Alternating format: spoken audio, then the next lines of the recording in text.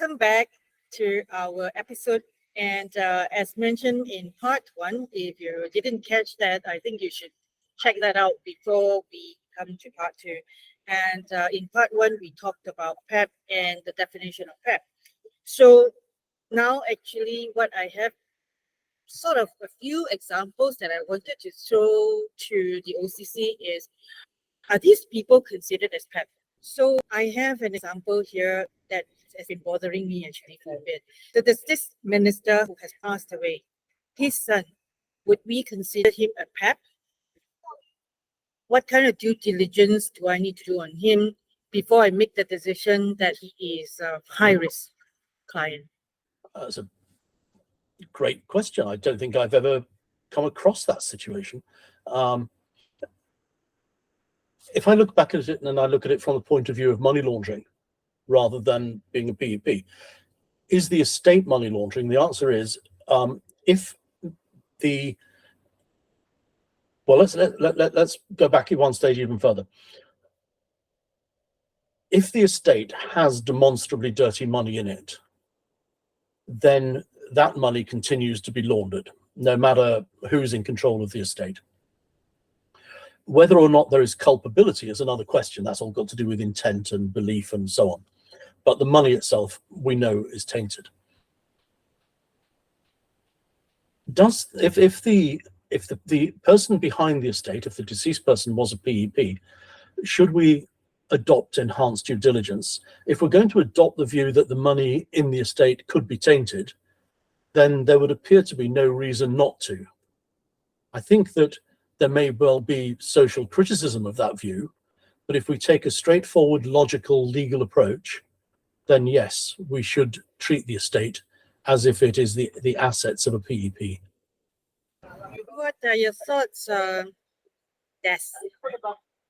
Yes, I think my approach every time that I try and encourage businesses to look at is, if that PEP dies but was a source of funds or wealth for the close family, i.e. the wife or the adult children, then that you need to take a risk-based assessment, in my opinion, to determine whether those relationships still merit appropriate levels of enhanced due diligence. And is there a transference of the influence from siblings to siblings and wives or whatever? I don't know. I know that there's obviously cases for every Imelda Marcos. There's there's somebody that isn't going to be as liable or thought of guilty by association. That's initially my thought, because again, your risk-based approach needs to look at that. Nigel? I think that we're getting in this particular example, I think we're getting tied up with the definition of PEP rather than the question as to whether or not the assets in the estate may have arisen from that person having been a PEP. Now, bearing in mind that all of this falls within the money laundering regime, whether or not he is currently a PEP does not directly affect, or whether or not the estate is currently a PEP, does not directly affect the major question, which is the money that's there laundered?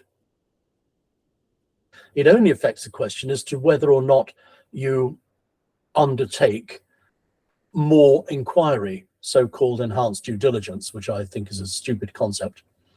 But should you be looking at that estate to establish whether that person has in some way, whether the deceased person has in some way created that estate by money he should not have and which he has? It doesn't matter why he had it now. The only question is the degree of investigation you do, having regard to his personal history. And I don't think we need to classify him or the estate as a PEP in order to do that.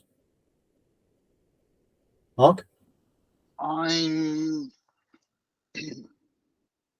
thinking about what you're saying. Great question, Julia. The issue for me is the degree of certainty and knowledge that you can establish around the assumption that the PEP has, he or she has, knowledgeable tainted funds in there. Because it comes back to how much can a reasonably resourced MLRO do in the time that they have to assess this risk. And I think knowledge is bandied about more from the government agency side, where they have access to all sorts of informational sources that the standard MLRO does not. And therefore, I think it's a fascinating discussion. And if I was an MLRO watching this video going, help me guys, girls, what do I do with a PEP that I'm not sure about? I think we're starting from a basis of what we believe knowledge to be that may actually be beyond the access of the normal MLRO. Am I getting too outside the box here? But that's why this is where this question is leading me. In other words, I don't have a preformed answer. I'm just getting more questions in my mind at the moment. Sorry, Julia, I feel I've personally disappointed you in this matter.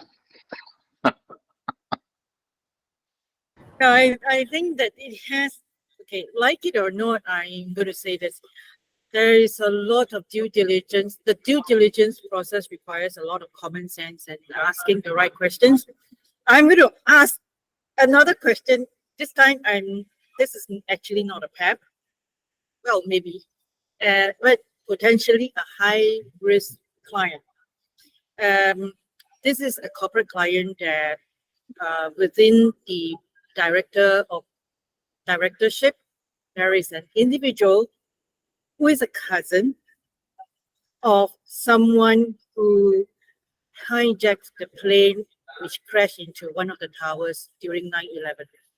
So would that person be automatically considered as a high-risk individual? How do we decide? Anyone want to take that question? Oh, I'll go for that one straight away, Julia. Guilt by association, either by association if you're a member of a family, as in this case, then everybody must be guilty as charged, which is simply commonsensically not true any way that you cut it. And then the background, Nigel just stuck up a very interesting comment about if you're dealing with crime families, i.e. organized crime, where you buy your way in to a different culture, then hell yes, you're going to be a high-risk individual, whatever you do with it. The trouble is, how do you know what you've got on an institution's books? Because if somebody, either through election or through marriage, joins a family which is high risk, how do you know? Where do you get the information? And then what do you do if you, the example that Julia's given, you have somebody who's incredibly high risk for reason of association? Both of them require inquiry. One of them requires systems that work and front officers that know what they're doing. The other requires a degree of knowledge about what you ought to be asking. From an MLRO's point of view, I think, Des, what's your view on this? I think the poor MLRO really has enough on their plate without having to go back and relearn every nuance of definitions of PEPs and whatever. It makes it very difficult for the MLRO. Now, I think you look at two things for me. Number one, there are third-party packages out there that offer to do the identification of PEPs for you and the classification of PEPs. And again, I know it's something that I always whinge about, is people just take these these software packages, and they say, oh, well, they've got 3 levels of risk in there, but they don't understand what those levels of risk are or how they got to them. They just take the package, use it. That's not a risk-based approach. They're not enough is done to have the kind of discussions as we four have been having today about associations and various potential impacts on somebody that may be, as you've used, a cousin or a son of a notorious gangster or something like that. PEPs are, in theory, is looking at all these political positions that people attain, and it's how connected they are, because it always goes back to, for me, the susceptibility to corruption or misappropriation of funds or assets. Those are the questions that an MLRO has to look at, which means that that MLRO had better be pretty well educated in what's going on. I work on a premise, for instance, Mark, it's a very simple one. I love my books and I love my old books, and there's a writer from the I believe late 40s, early 50s called Upton Sinclair, and he wrote a lot of books about the protagonist was Lanny Budd, who it tells the story of the world affairs from the end of the First World War through to the breaking down of after the Second World War of the Soviet bloc. But Upton Sinclair, for instance, one of his quotes, I believe, is something along the line of, due to the necessary accompaniments of capitalism in a democracy is political corruption by definition. And you've got to start thinking along the way. If you want to understand a politician, for instance, this is big in UK politics. If you want to understand a politician, you don't want to pay too much attention to their speeches. You want to find out who their paymasters are. Again, it's the way that Upton Sinclair looked at things. It's a long way round, but I'm saying that MLROs, this is a huge job for you. And understanding of PEPs, you almost need to be a specialist in criminology to be able to really understand it and where this is going. But when we bear in mind, the FATF's guidance is 32 pages long, and that's just one of the many, many documents that the FATF, the Wolfsburg Group, regulators themselves, industry groups within countries put out.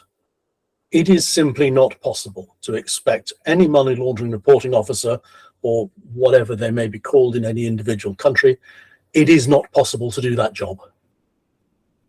Literally, they cannot do it. I don't manage a staff. I don't have to deal with staff training. I don't have to deal with all the people coming in saying, you're trying to make my life difficult. I don't have to make decisions over individual cases, and I can't keep up with all the stuff that's being pumped out. There is no way I could do the job and keep up with everything that's being pumped out. So let's just accept the money laundering reporting officer, in relation to PEPs, as in relation to many other things, is in an absolutely impossible position. It cannot be done. And the complexity which is built into those 32 pages is absolutely unnecessary. If we adopt one very simple approach, if somebody is in a position of influence, or in a position to influence policy, or is in a position to receive money for doing their job or not doing their job, no matter whether he's a prime minister or a policeman on the beat, he should be regarded as high risk, and we should be looking at where his money comes from. We can look at it with degrees of severity, but we do not need any more complexity than that if we want MLROs to be able to do the job. Policeman driving an expensive Mercedes shouldn't have it. There's a problem. That's all we need to look at. I think, I think it's like you say, Nigel, it's really impossible for MLROs to know everything, right?